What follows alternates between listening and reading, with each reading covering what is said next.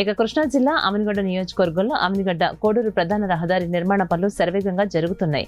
ప్రస్తుతం నిర్మాణంలో ఉన్నటువంటి 7.8 కిలోమీటర్ల రహదారిలో దాదాపుగా 5 కిలోమీటర్ల ఒక లేయర్ తారు నిర్మాణం R&B అధికారుల పర్యవేక్షణలో పూర్తయిందని రోడ్డు కాంట్రాక్టర్ తెలియజేశారు.